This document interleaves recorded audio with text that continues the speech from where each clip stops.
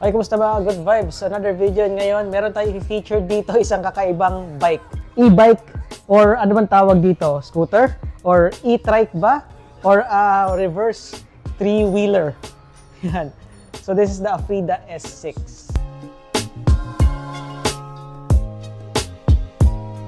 This is the Afrida S6, the world's first folding electric reverse three-wheeler. Ang haba.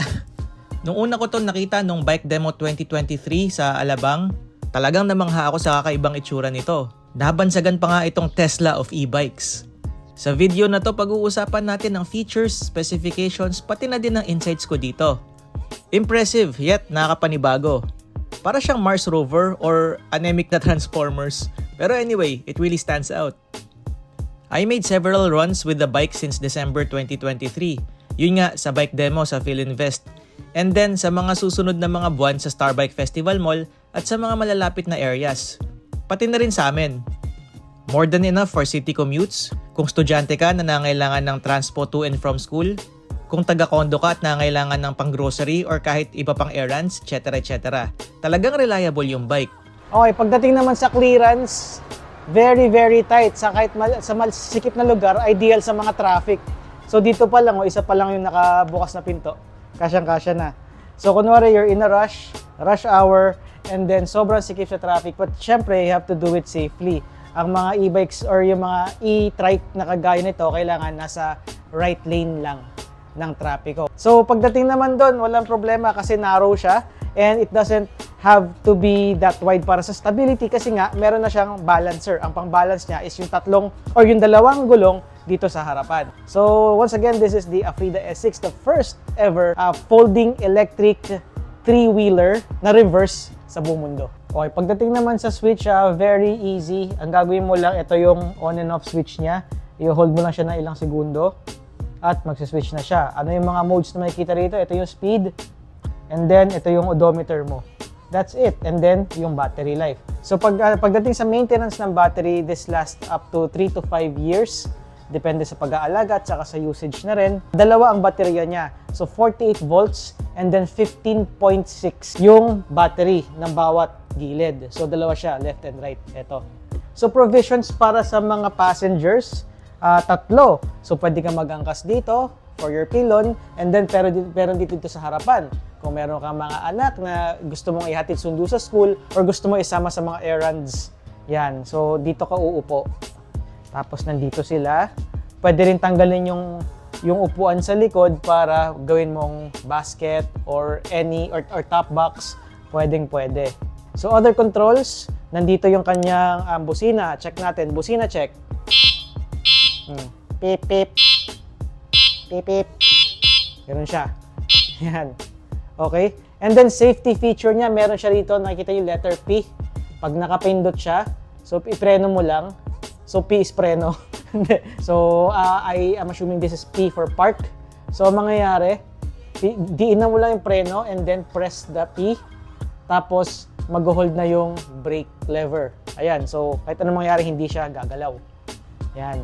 So sobrang ideal pag kunwari nagpa-park ka sa mga inclines. Yan, yung mga parking areas na nakarampang ganyan, at least pwede mo siyang iwan. Tapos, hindi siya malalaglag kasi tatlo yung gulong niya, dalawa yung sa harapan. Hindi mo na kailangan ng kickstand, hindi mo na kailangan isandal, or hindi mo na kailangan higa.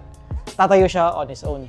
The body is made mostly of 6061 aluminum alloy and folds in 1 to 2 seconds. Kayang hilahin or itulak at kasyang-kasya sa elevator. Storage is not a problem. Unang ride parang nakakabigla kasi ang kipot niya. Dalawa yung battery kaya kung alanganin ka or malulubat na, meron ka pang reserba. Okay, so nandito yung switch para enable yung tig-isang battery. Yan, so pwede kayo magtipid, pwedeng isa lang naka-on. Yung slot naman for charging, eto. Ayan. So yung ginawa ko, finold ko siya ng konti para lang ma-expose yung battery para mas madaling makita yung mga port niya. Ayan. So i-charge natin tong isa. Yan, so buksan natin, tapos saksak natin. So naka-charge na siya. Pag red, ibig sabihin charging, and then pag green, tapos na. Just one quirk is its weight. Mabigat siya, nasa around 30 kilograms at madalas kakailanganin ng ekstrang tao para buhatin sa sasakyan. Maximum load capacity is around 180 kilograms. kaya pwedeng mag-angkas ng dalawang bata or even pets. Turning radius is impressive at yung shock absorbers ang isa sa mga strong and unique points nito. It moves freely both vertically and horizontally at pwede mag-tilt up to 40 degrees kaya pwedeng ibaba sa hagdan without compromising balance kahit 14-inch wheels pa ito. Ngayon pagdating sa distance, pwedeng umabot ng 60 kilometers at yung bilis naman naabot ng around 40 kilometers per hour. Promising para sa 500 watt motor na may 48 volts at 15.6 amp hours na battery. And yun nga, dalawa yung baterya niya, kaya tig 7.8 amp hours sila. Pagdating naman sa preno, it runs with the disc brakes. Yan, so tatlo. Yan, tatlong braking system kasi tatlo yung gulong niya. Yan, so tatlo yung rotor, tatlo yung disc brakes. And then, pagdating sa brake lever, yan, by default yung adjustment niya nandito sa medyo mataas yung brake lever. For my preference, pwede pa nga itong babaan, yung mga nandito. Pero sa mga sisimula pa lang or gustong subukan for the very first time, at least hawak na kagad, kuhang-kuha na kagad. Yan, braking, stopping power, it's very superb. Kayang-kayang mag-minor and mag-full stop from 40 kilometers per hour. Nasubukan ko nung Bicycle Demo and Expo. 40 kilometers per hour yung top speed, pero na-push ko siya ng hanggang 42, pero pababa yun. What are the other provisions? Ano pa yung mga kasama rito? Meron siyang basket para sa harapan for your grocery, for other things, or even your small pets. Pagdating naman sa suspension, ang suspension niya is dalawa. Yan, so pares dito sa harapan. So ang nangyayari sa kanya, hindi siya springs meron siyang bushings. And dito naman sa upuan. Kung ang ibabasin yung seat height, mag-a-adjust pa to, magdedepende sa sag ng pag-upo mo. Kasi pag umupo ka, mafe-feel mo kaagad yung suspension. Ayan, no? Poink, poink, poink, poink, poink. So yung mga mahilig mag-banking, yan. So you have to go banking safely. So may mga stanchions pa dito sa baba. Yan. So paano pag ganahin yan? I-switch nyo lang to. Ito yung lock. Yan, no? Yan. Nakaganyan tayo kanina. Pero pag pinihit mo to, only with that switch, this lever, gagana na siya. Ayan, no? Banking. Ayan, no? You're seeing the mechanism work. So, pag may time na kailangan nyo bumiyahe ng gabi, walang problema dahil meron siyang ilaw. It's LED, tapos more than enough to light up your path. Pero I would suggest na kunwari gusto nyo ng extra battery pa, though hindi naman siya makaka-apekto masyado sa battery life pag nag-ride kayo, is pwede naman kayo mag-clamp na iba pang mga ilaw, mga ginagamit sa bisikleta. Walang problema ron. Madami naman mga clamping points, pwedeng sa stem, pwedeng sa handlebar, etc. So, this is a category L1B. Anong ibig sabihin ng L1B? This is classified as an electric moped. Electric mopeds that runs below 50 kilometers per hour. As per LTO, hindi siya kailangan ng driver's license saka registration for now, and kailangan ng motorcycle helmet. Ang napapansin ko kasi sa ibang mga folding bikes, saka mga folding e-bikes, may mga hinges siya, pero ang hirap ng tiklopin. Bubuksan mo siyang ganyan, tapos parang tutuhurin mo pa siya, tapos ang bigat, yari sa bakal. Ito naman, it folds in 1 second. Ang alam ko yung ibang brands, ang pinaka-record nila is 3 seconds. Pero ito, only a delicate push of the lever. Ito lang siya. Ganun lang kadali. And once na na-push mo siya, ganun lang kabilis. Diba? Ano mo na siya, isa pa. Doon talaga ako natutuwa eh. Kaya lang hinahirapan ako i-unfold. Teka. Ganun lang. O, di ba? Ang dali lang. Isa pa. Okay, so nakalock siyang ganyan. Di ba? Push. Isa pa. Yan. Push. And then pull.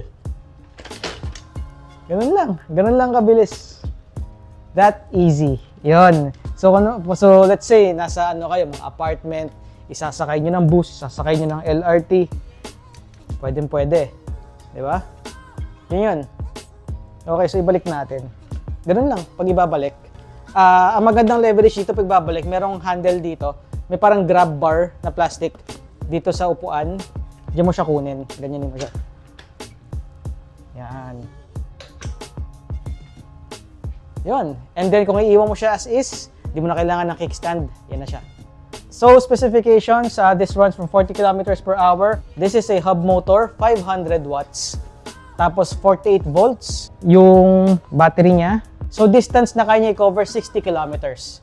And it can run up to 40 kilometers per hour. Yun. Charging time, 6 to 8 hours. Dalawa yung battery niya para merong reserba. So what do you think of the Afrida S6, the first ever folding electric three-wheeler? Comment nyo naman. Saan available to? Punta lang kayo dito sa ground floor ng Festival Mall sa Starbike. Yan. So Starbike, they have a new branch here at Festival Mall. Punta lang kayo dito sa Muntinlupa City, dito sa Alabang. So that's it. Thank you for watching. Maraming salamat sa panonood. Subscribe now and click the bell button para notified kayo agad. That's it for today. Ride safe.